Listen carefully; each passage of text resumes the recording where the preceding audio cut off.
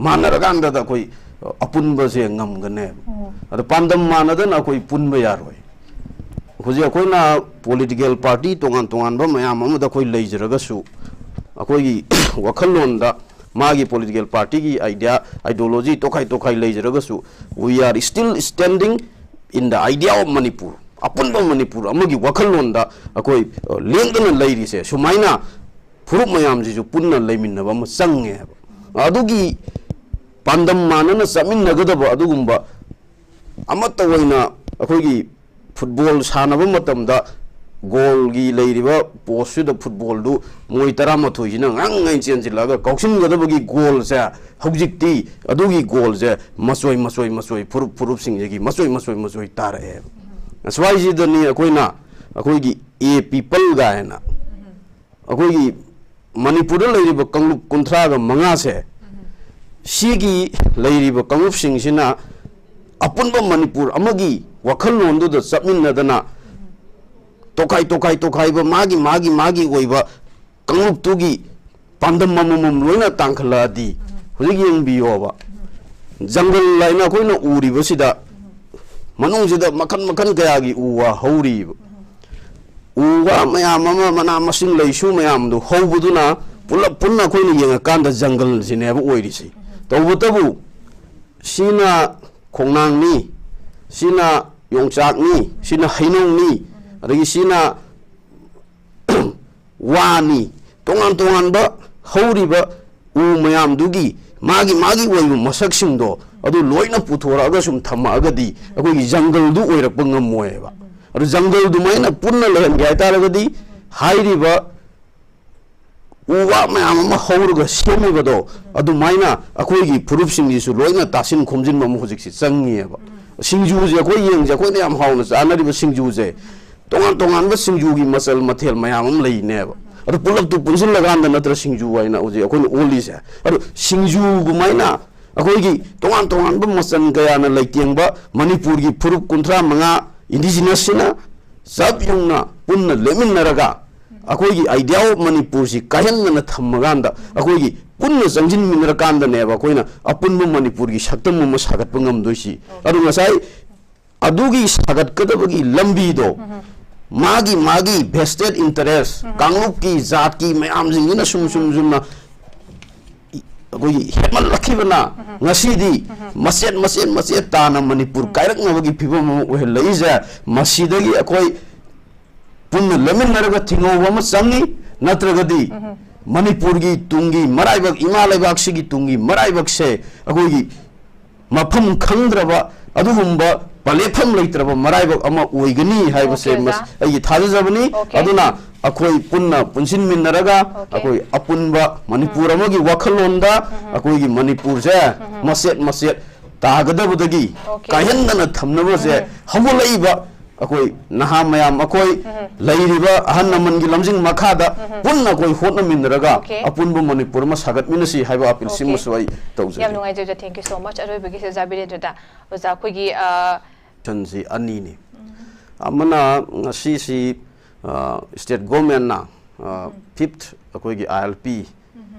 सही मंगा सुरकपगी चतनरक सही मंगा सुरकपगी थौरम ममा अखोईगी सिटी कन्वेंशन दा अखोई पांगथोखिबा सिमा and another Amna अखोईगी India block ना दिल्ली की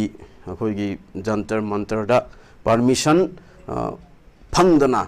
अखोईगी पीबीरक्तना मणिपुर की हौजिक ओइरिबा अखोईगी तंगदु लैताद्रबा शांति लैत्रबा मियोइबगी हिंगबगी हक लैत्रबा अदुगुमलबा मई हौना चाइबा मतमसिदा पार्लियामेंट की सेशन फमिंगसिदा अखोई मणिपुर मियाम की खोलाउसी पूरगा अखोई दिल्ली दा अखोईगी ऑनरेबल अखोईगी प्राइम मिनिस्टर होम मिनिस्टर अखोई NDA की लैंगाक्सिदा अखोई खोंजंग अमा चंगसिलगा मणिपुर मियाम की खोलाउ लाउरुगनी अदुमंगनी ngasi इंडिया ब्लॉक ना अखोईगी दिल्ली दा पांगथोखिबसि ngसाई पुंग अमदगी हौगिबनी अदुगा पांगथोकपसिदा अखोईगी इंडिया ब्लॉक की तोंगान तोंगान बा अखोईगी मरुओइबा सेंट्रल की लुचिंगबसिंग लोइनाना मेंबर ऑफ पार्लियामेंट ओइना लेबिरिबा ऑनरेबल MPs मयाम अमा सरुक यारगा ngasi gi अदुगुमलबा अखोईगी प्रोटेस्ट से अखोई भारत सरकार की मायोक्ता अखोई संसिनजबनी अदा लाइबा अखोगी टर्निंग पॉइंट से कई हाइबा मतमदा जुलाई की तांग अहुमदगी मणिपुर दा चथरखिबा हिंसा सिदा अखोगी इंडिया ब्लॉक ना लौजबा अखोई थौदांग खरा खतंग आई ngasiगी अखोगी मागी क्रोनोलॉजी हाइतारे अदुगी तांकक्सिमा आई अखोई मणिपुर की मियाम दई थमजगे अखोई जुलाई की तांग अहुमदगी बिरांग सी थोकपा हौरे हौरकपदगी ना अखोगी कोई कुइदना अखोई दिल्ली दा मोर देन अखोगी 25 days इंडिया ब्लॉक की लुसिंग मैम से चंगा हौरकपद गाइरिंगसिदा मणिपुर की अदुगुमलबा अखोगी कांगलुप अनी की मरक्ता थोगलइबा अदुगुम्बा अखोगी इरांगसी लाक्सिनननबगीदमक प्राइम मिनिस्टर उनगे अदगी होम मिनिस्टर उनजगे हाइदना अखोई दिल्ली दा अखोई स्टेशन तौरगा अखोई प्राइम मिनिस्टर उननबगीदमक परमिशन जे अखोई गाइरगा मतमदुदा लैजरुबनी माई इसामक्सु यावजरुई तौबतबु प्राइम मिनिस्टर की उनबगी परमिशन दु फंगदना अखोई प्राइम मिनिस्टर सी मतमदुदा अखोई यूएसए दा अखोई टूर अमा चटनबगीदमकता अदुमाइना रेडी तौरे अखोई प्राइम मिनिस्टर उनबगी अयाबसी पीबी रखीदबनी अदगी अखोई सी मथंग मथंग मणिपुर दा अमुक अखोई तोंगानबा प्रोटेस्ट कया मतमदुदसु दिल्ली दा अखोई इंडिया ब्लॉक सिंजरगा अखोई तोंगान तोंगानबा दिल्ली दा लैरिबा डायस्पोरा तोंगान तोंगानबा अखोई ऑर्गेनाइजेशन सिंग लैरिबा मयाम सिगा पुल्लगा अखोई प्रोटेस्ट पांथोक्तना अखोई मीटिंग पांथोक्तना मणिपुर की इरांग सिगी मतंगदा अखोई तंगदु लैताब मणिपुर अमा लानबगीदमक ngalingay matamsida अखोइना लौजरंबा इंडिया ब्लॉक ना लौजरंबा थौदांग से सिनी मतमदुदा अखोई मिंगोइना पंजरबदा अखोई हुजिक अखोई कांग्रेस की अखोई सीएलपी लीडर होइना लैबिरिबा अखोई ओक्रम बाबुंग इबोबी मसा यावना अखोई नॉर्थ ईस्ट की लैरिबा अदुगुम्मबा अखोई होम मिनिस्टर उनबगी प्रोग्राम अमगक्ता बाबुंग मसा यावना यावरुबदा बाबुंगना मणिपुर सी हौजिक लैरिबा फिबम सिदा अदुकी मतिक यामना कोई तंगदु लैतादबा मियोइबगी लन थुम पुंसी कया मांगपसिगी मतंगदा होम मिनिस्टर ना प्रिसाइड तौबदुंग मीटिंग दुदा वाफम जी पुखनबगी दमक अखोई ऑल पॉलिटिकल पार्टी की मीटिंग दनी अदुमाइना थंबिरुब मतम सिदा ऑनरेबल मतम होम मिनिस्टर ना mister Ibobi please wait I will give you more time haina hairaga minute amagumba wasi ngangallaga adumaina makhata na su kaurakhide adumain tawraga akoigi meeting duda akoigi wangang nabugi tanja se pibi rakhidana lakpaduna hojik phawba adum India block na akoigi Manipur da oiriba situation sida akoi taknabagi tanpham ama Adam लौरगा अखोइना लापसे ngasi मक्सु अखोइ लौजरगा लाई तौबतबु लाइबक थीबदी भारत की लैरिबा BJP न लुसिंगबा अदुगुम्बा NDA की लेंगाक्सिना अखोइगी ताबीदबा लोइनना मणिपुर की लैरिबा state government की ओइबा अदुगुम्बा अखोइगी MLA minister मयामना चटल भावबदा उनसी हाइबगी अयाबा भाव पिबिरक्तबसे मसी यामना सेंगना अखोइगी party की नतना prime minister हाइबसिदी मसी ऑल इंडिया भारत पुंबगी अदुगुम्बा अखोइगी लुसिंगबनी भारत सिबु लमजिंगगा पुरिबा अखोइगी मायोन चुम्मिबा लुसिंगबा अमनेबा अदु एतादी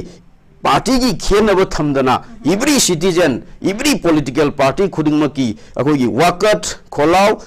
हाइजबसे मार्क्स ताबीफम थोई हाइबा वफमसिमा आई थमजगे अनबदा अदुगा लोइनना हौजिक अखोइगी इनर लाइन परमिट की मतंग से अइना सुमना उजबदा ngasimak pangthokpa thoromsi ko inner line permit system satnabasi manipur gi oina iramdam sigi oina koi aduki matik laibak phabani manipur gi praja section khuding makna haugiba sahi kaya dagi sigi permit line system ji satna hananabagi kholau kaya laurga lakhibani akoi hojik chu koi satnaraga leiri ada laksaningi ba wafamdi 5th anniversary pangthok pase ngasai pangthokpam ju thoi akoigi harauba nungaiba akoigi permit tu phangbagi damak manipuri oin ama oina akoigi mitop that means bharat ki atopa state tagi lakpa misak singji sangakpada होजिकी permit सी पाइद्रगदी मोइदा अयाब से पीदबनी अदुगी system दु चंगना ननबगी दमुक कोलाउ कया लाउरग लाखिबनी लाखिबसिदा इनर लाइन परमिट सिस्टम चटनबसे मसिमक अखोइगी मणिपुरी खुदिमकी लाइबक फबनी तबुतबु होजिकी लैरिबा इरांग सिगी मतंग सिदा होजिक होजिक लैरिबा लैंगाक सिना करी थबक पाइखटलिगे हाइबा क्वेश्चन अमा कोई मणिपुर की मियामना सोइना हंगबिरंगनेब अदा पाइखटलिबा थबकसे हौगिबा सही मंगागी ममांग द सनगिबा अखोइगी इनर लाइन परमिट सिस्टम से मसिगी नुंगाइबगी एनिवर्सरी पांगथोकपा मसि तारेने अइना खंजबदा हौजिक हौजिकी लैरिबा तांग अहुमदगिना सत्थरिबा अखोइगी मई हौना चाब मणिपुर की इरांगसिगी मनुंगसिदा लैरिबा स्टेट की लैंगाकना करी करी थबक पाइखट पिरगे हाइना मणिपुर मियामना हंगकपदा पाउखुम अमा थंबा याननबगिदमक मियामना वाना खोंजंग कया संगसिनलगा कोई महिरोय अमा फावबा मतमदुदा लैगिदबनी सापुम रोबिन हुड अदुगुंबा इनाउसी लैगिदबगी मैसाक मिलुगी पिरांग कंबल ओइद्रिंगैगी अदुगुंबा निंसिंगबगी तांकक कयाना इमा कयागी सिविल सोसाइटी ऑर्गेनाइजेशन कयागी छात्र कया लैरिक लैसु तमम खंगना लाउरबा मतमदा Manipur inner line permit system से लाखिबने सिगी इनर लाइन परमिट सिस्टम लाखिबसे मसी यस बीजेपी लैंगांगना पानबा मतमदा परमिट सिस्टम जे पीबी रखिबनी तबुतबु पिरइबसिगी मागी कमाइना पिरइबनो हाइबसि अखोइना नैनबा अमगकसो अखोइ चंगेबा सिटीजनशिप अमेंडमेंट बिल मतमदुदा अखोइ सिटीजनशिप अमेंडमेंट एक्ट हाइना ओनगिबा मियामगी अदुगुंबा इयोमा हाइरिबा एक्सिगी मायोक्ता मरुइना अखोइगी मणिपुरदा अखोइगी खोलाउ कया लाउबसे हौरखिबनी मतमसेदा सिटीजनशिप अमेंडमेंट बिल सी 2019 दा bill number 370 of 2019 date 9 December 2019 दा Honorable Home Minister Amit Shah na introduce tawbikhibani introduce tawraba matung da hairiba bill se marirak read tawgibani adugi matung date 10/12/2019 da Lok Sabha da pass tawgibani and then 11 hek nongan bada Rajya Sabha da puthoga pass tawraga date 10 January 2020 dagi hairiba citizenship amendment bill se ek oinas olaga Bharat ta satna baji haurakibane एक सिदा मरुना हाइबसी मपानदा गी भारत लाकबा मियोइसिंग करम्बा मुस्लिम नतबसिंग एक सिना citizenship पीगनी हाइबनी मतमदुदा citizenship अखोगी bill से पुथोरखिबसे एक सिदा पास तौरखिबसे अदुना ngasai Hindus, Sikh, Buddhist, Jains, Paris, amadi Christian na singba tongan tongan be religious ki kangup sing je atopa lebak tagi sangakpa sigi kangup ki mioi jingdi Bharat ta leiba matamda Bharat ki nagarik amu oina recognize tawgani haibane adusu karam matamda 2000 akoigi election parliamentary election yamna nangna leiraba matamda akoigi election gi voting campaign namagumna citizen amendment act se matamdu da pass tawgibane tawro matungda manipur da iran hore haurakpadagi di hais manipur gi iran si namda da ba yaroi adu itadi akoi citizen amendment act siga kari ga sinnaba tai haina puthorappa matamda inner line permit system ji ga sinnaba tagibane matamdu da miyam kaunagi inner line permit system sabna nanaba honarapada JC ILPS na logi ba thodang France na logi ba thodang Sadra Sangstan Maira Paibi miyam na logi ba thodang ru kauthoga pirakhiba numittu da tongan tongan ba Manipur gi mafum kaya da akoi thaban ba chong nagi ba na aduna adugumlaba inner line permit system do hojik yengbi yob Manipur je da implement tawre sahi manga implementation tawre si kamaina अकोई हाना लेरंबदगी कमाइना लौथोखिबनो हाइबा मतमदा former chief commissioner ओइरंबा अकोई हिमत सिंगी मतमदुदा 18 November 1950 दा अकोगी ऑफिशियल ओइना हाई रिवर्सी अकोना Bengal eastern frontier regulation 1973 regulation 5 of 1873 जे सी अदुमाइना लोकथोगा मणिपुर दा अकोगी भारत की लेरिबा अतोप मफंगी अदुगुंबा सिटीजन सिंग संथोक चंसिन चौबदा फ्री मूवमेंट से अयाबसी पिरम बनेबा अदुना अदुगी हेक पिरम बदुगी मतुंगदा भारत की लेरिबा स्टेट सिंगी मनुंगदा मतमदुदा अरुणाचल प्रदेश नागालैंड अमदी मिजोराम दी इनर लाइन परमिट सिस्टम जे हानदगी सन्नरग लाएब मरीसुब स्टेट ओइना कोगी मणिपुर से लाखिबनी तौबतबु अइना पंजनिंगबदी इनर लाइन परमिट सिस्टम जी सन्ना हलकनब होटनगिदा मणिपुर की मियामना सैथेंग सैना कया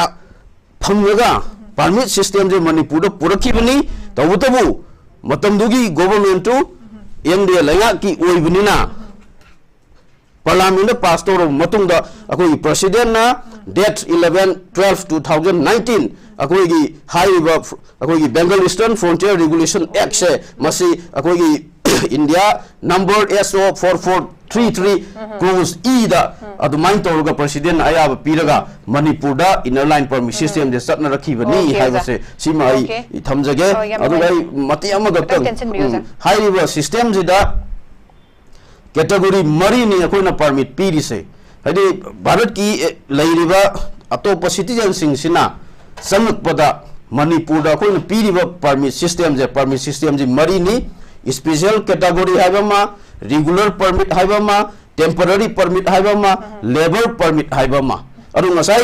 सिगी मरकसिदा परमिट पाइदबा मयाम अमा मणिपुर लेरमबसे सी आई इसामक यावना अखोगी मणिपुर की लेरिबा इम्फाल मयोनसिदा अइना सुमना ड्राइव चथजब मतमदा सही तरा कुनगी ममांगदगी लेरकबा इंडिजिनस पीपल नतबा still inner line permit system पाइदबसा अखोगी कइनी पोस्ट ऑफिस की असवाई परेंगी लेरिबा दुकान सिंगी द लेरिबा सिंगजिदने हबि छो दुम याउरी अदुना इंप्लीमेंटेशन जे फजना मपुंग पाना सलन मिनबा होनबियु आइबो वफम सिमतंगा आई लेंगाक त पुखचे ILP चनरक चाही मंगा सुरे लमदम सिदा तौबतबो यामनमक फै महि चनबसे दुगा लानिंगे बदि करी करी अखोगी थबक सिसे पाखत पिरबगे हाइबा वफम से चांग लाई ngasi ngasi makso खोगी इंडिजिनस पीपल अत बाते पाने चंखिला कान चाही दि म्यामम लेरा बा ILP की कनो सि पाइदन हाइबा तारे पास पाइदन खोगी याम कोम थोक न लेबा म्यामम सु यावरे दुना मसि कदाई फाव इफेक्टिव ओइना चटनरबा हाइबा तारे अखोगी सिगी पोसे हाइबा वहंग सिम सु चांग न हंगे दुगा अखोगी मसी लाखिबसे तसेंगना हाइरकांदा अखोगी मियामगी अपुनबगी हाइबा तारे अखोगी वाना फंगिबा होनरक अदुगी प्रोसेस मैम दुम सु लेरे दुगा खोय जान थंबिरिसी तसेंगना हाइरकांदा लाखिबसी अखोगी केपसे सिगी मतुंग CAA सिगी सिटीजन अमेंडमेंट एक्ट सिगी मखुत सिनना बाहाइब तारे मयाम की प्रजा सिंग सिगी कनि हौसि नमथना बाहाइब तारे मागी मखुत सिनरा कांदा सुमाइना पीगी बे वफम सिसु लेरे अदुना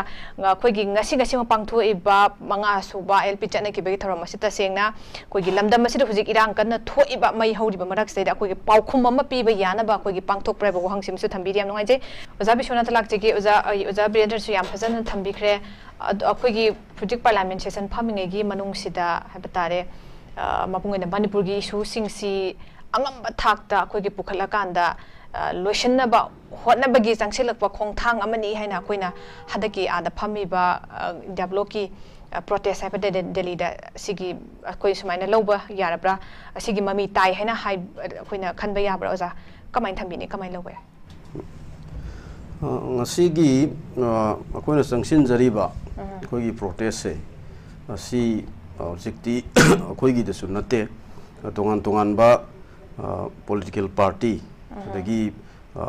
मेरा पाइबी इमा सिंह दगी छात्र संस्थान ममांग दसु अइना थमजगी बदु पार्लियामेंट सिदा अखोगी हौजिक फावबदा मणिपुर की डिस्कशन से सिगी खन्ननबगी नमक्ता अखोगी हेक इहान हानबा नुमितु मक्तदा तांग कुनमंगा से सिमक्तदा अखोगी आम आदमी पार्टी की MP रगपचदा लोइनना अखोगी CPI की अदुगुंबा MP अमगा अनीना सबमिशन तौबने अदु खन्नबीदना दुम हौजिक फावबा दुम खन्नबीदना एजोन तौरगा मणिपुर की मतंगजी पुखनबा होटनबदा तोगान तोगानबा अखोइगी political party की साउथ की even the regional political parties की लेरिबा तोगान तोगान साउथ की MP मैम नसु अखोइगी पार्लियामेंट सिदा पुथोकना बाइना तक्सिनबदा हौजिक फावबा पुथोकबीदना लेइबसे सी अखोइना सीगी लेरिबा पुथोकतना खन्नदना लेइबसे मसी अइना सुम खंजबदा मणिपुर मियाम की अखोइगी मागी सेंटिमेंट से मागी लेरिबा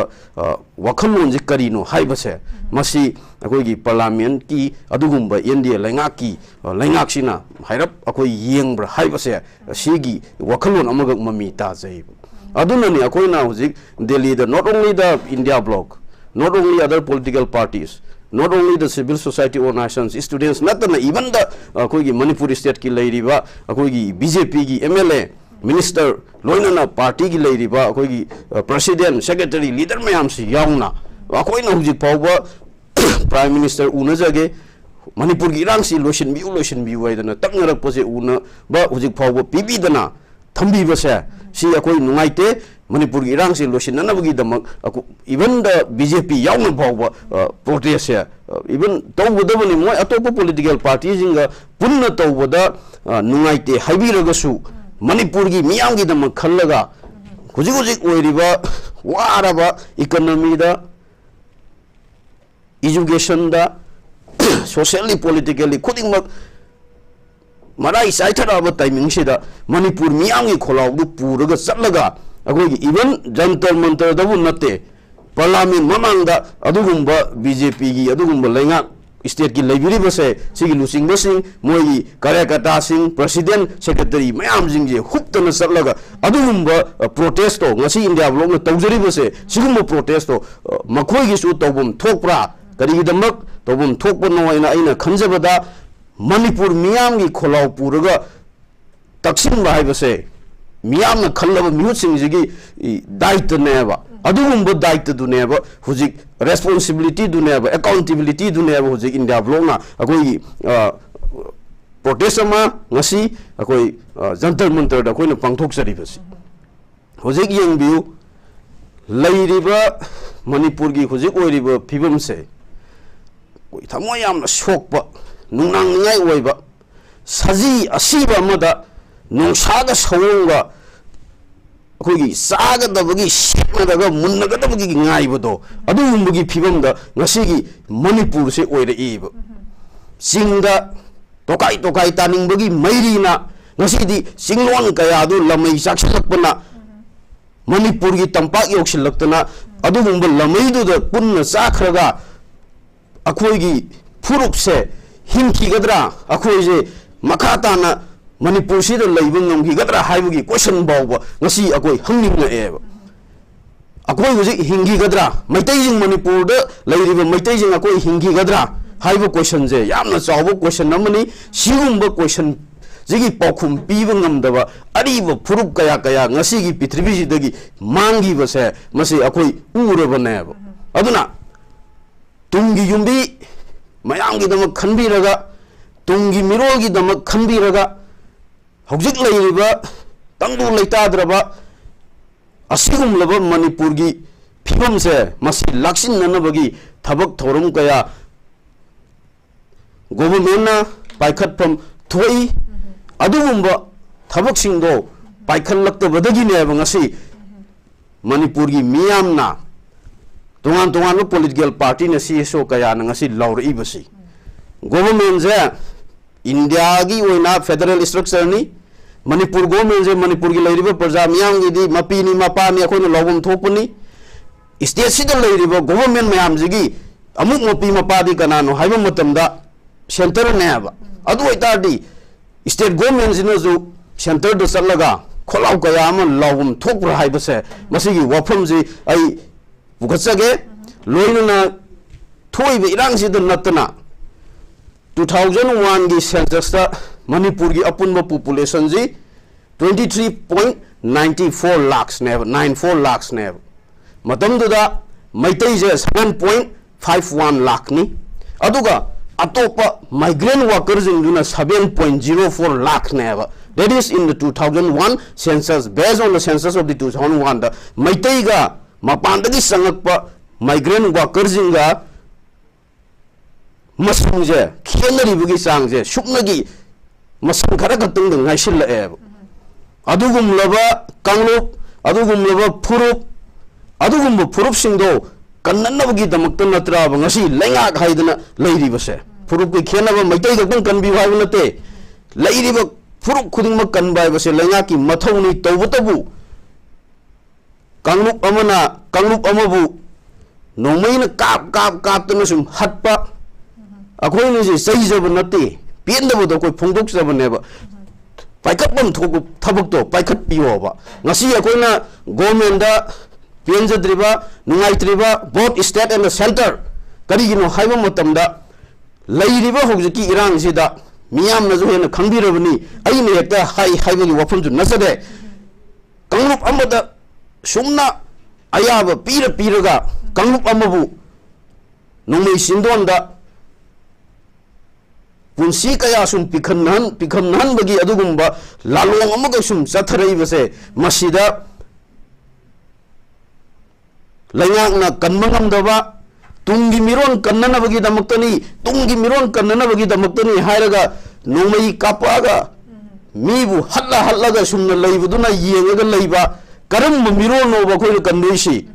sumnagi tha nipan da ngairiba tawing pangi awaba nungai masak khangriba angang bawo yawgrabneba adugumba phibamsida karambo tungi mirono sahi kaya suba natraga pokpada ngairiba karambo kanagi karambo mirono huji akoina kangini ne laulei risibo kangada bo ergana kambiro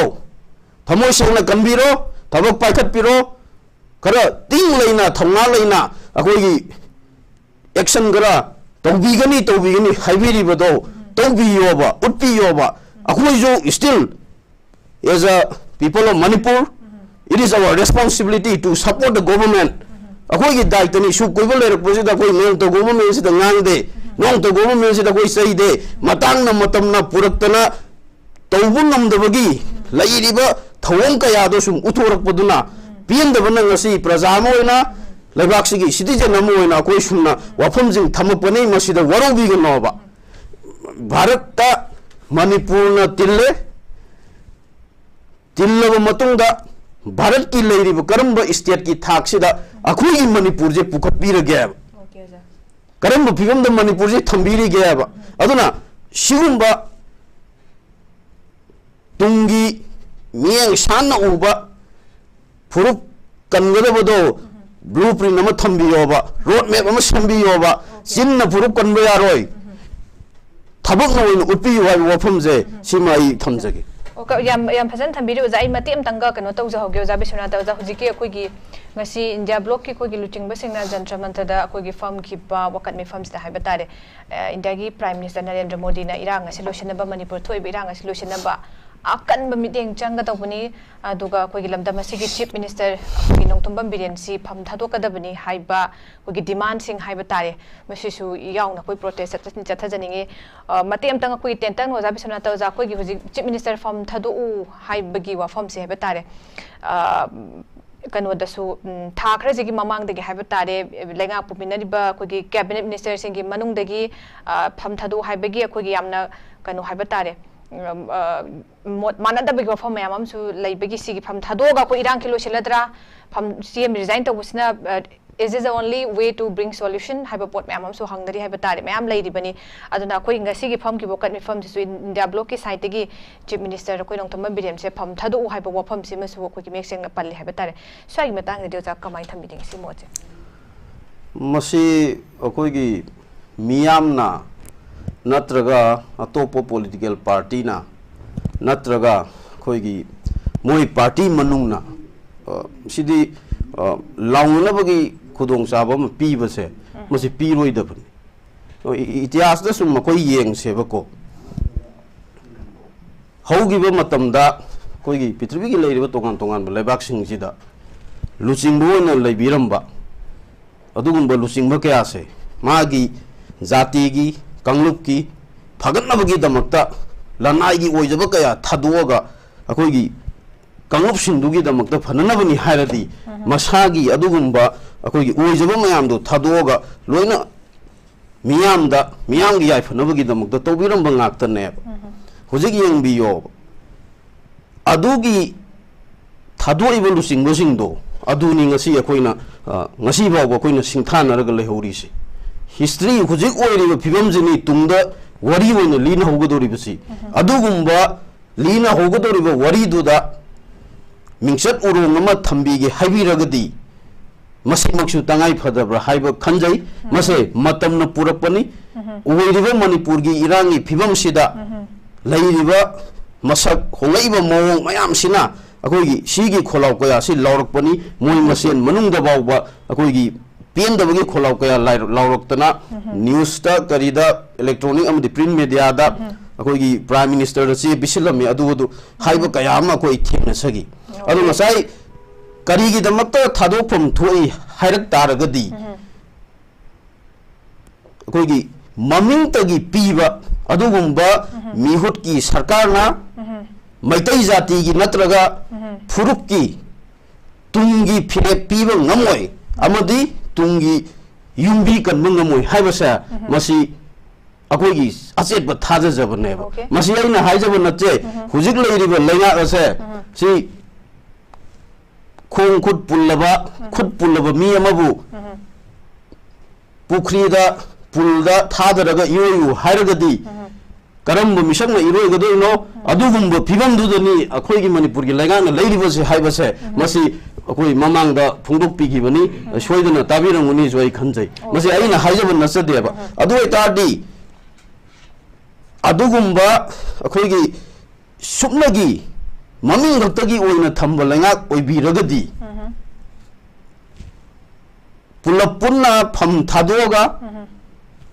मियामग पुन्ना चमिनरगा Manipur की Tungi Miró कनबदुना हेन फबरा हाइबसे मसीनी आइना स्वाइसिदा आइना थमजनिंग okay Jayam नुंगाइजे अखोइगी खोंखुद पुनसलबा दौना केमता अखोइगी पांगथोकपा मथौ तौबा ngamdana अखोइगी दायित्व लौबा ngamdaba अदुगुमा मखनि गवर्नमेंट अम ओइबा तारगदी अखोइगी गवर्नमेंट अमा लेरि हाइबगी अदुगी फमदो कोलगा लेरि सुरुकपुदी अखोइगी फमजे थादोअकांदा प्रजासिंगा पुन्ना चटमिनरकांदा अखोइगी सोल्यूशन पुरनबगी लंबिरम चंखिमदना हेना फंगनी हाइबगी इन दैट सेंस अखोइगी चीफ मिनिस्टर से फम थादोकदबनि हाइबगा फमसे लेरै ओजा बिरेंद्र दंगा थंबियो जा अखोइगी कनोगी ngasiगी थौरम सिदा हाइबा तारे आईएलपी की चही मंगा सुबगी पांगथोकिबा थौरम जे चीफ मिनिस्टर थमखिबा आई केनोम तंग को तौजेगे मरोइना अखोइगी लमदम सिदा खुंदामिनरिबा येलहोमी मयाम सिना पुमनमंगना अमतोइना अखोइगी लेमिनबा निमित्तुदा मणिपुरगी इरांग असि लोइखिगनी हाइना चीफ मिनिस्टर ना अखोइगी फोंगदोकी वफमसी मसिदा सेंग हारकांदा लमदम मसिगी अखोइगी इरांग की लोइसिनबा नत्रगा